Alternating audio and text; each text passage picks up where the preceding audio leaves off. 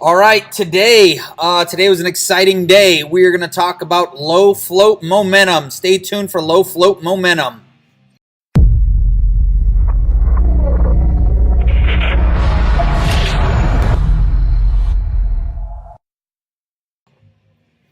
All right, this is the biggest runner of the day. This is SLS. It's the biggest runner of the day, and today the markets are crashing all day long. I was watching this one pre-market. If you look at it pre-market, I actually tried to short it right at the market open. This was up 65% pre-market, and so right into this spike, I was trying to short in like the 630, 640s, because most of the time when these things are up over 50%, they will usually fail before they come back. Now, it's kind of dangerous to short into this, but I wouldn't recommend shorting into any kind of spike. Um, it's got to be up like, 60, 70, 80, 90% before I'm going to try to short right at the open. So this thing, there was no shares to short. If I was trying to get executed in the 650s, 640s, there was nothing. I would have covered down into here, into the support. I probably would have covered it at like, if I would have got executed at 650, I would have been covering. I definitely would have been covering in the at 670s right in here, because these things can come right back on you super fast. Once they catch fire, they can be gone, just like you can see right here. So I couldn't get short on it. Oh well, but what I did do was I caught the long move. Now, if you're watching this, so what I was looking at, I traded it a couple times. I seen it curling up. I wanted for it to break the high of 586. Plus, I waited for the whole dollar break over $6. I actually got long at 607 on this candle. I waited for the bid to get over $6. Okay, not just the ask, but the bid and the ask to get over $6. I got long at 607, and then I held it for a couple of minutes. I actually sold half at 628, and that was just to protect myself. And then whenever you see this little red candle right here, I got scared out and I sold again at like 620.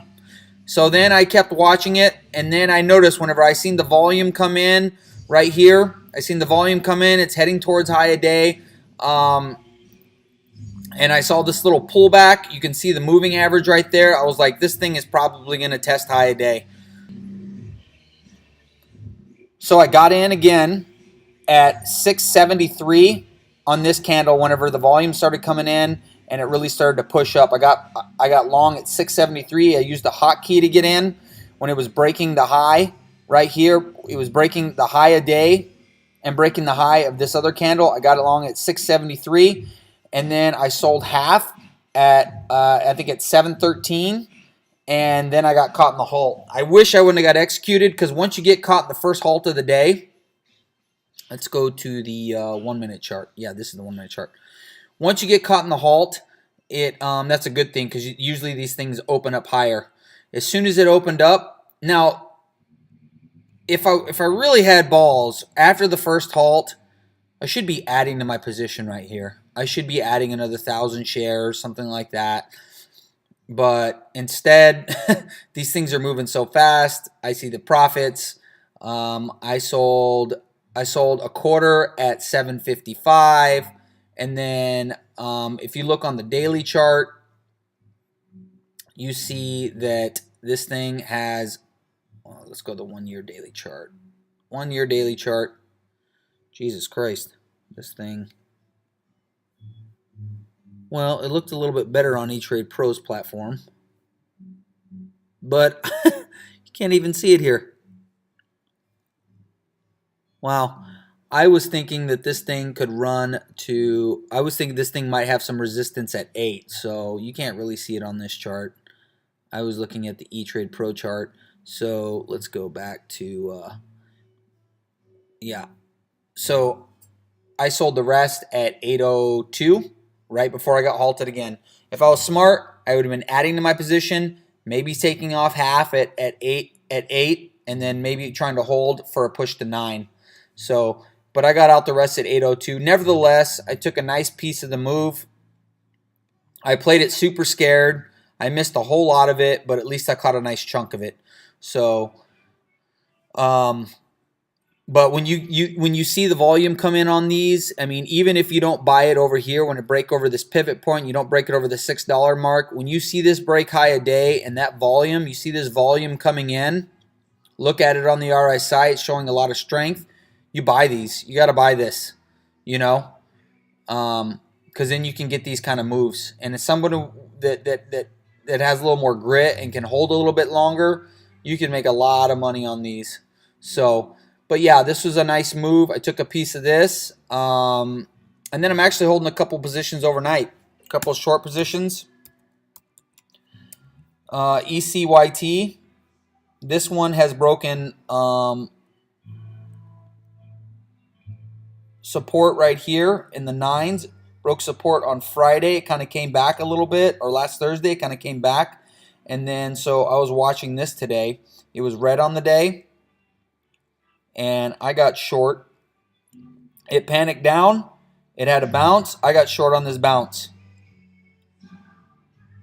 I think it 887, 886, right in here.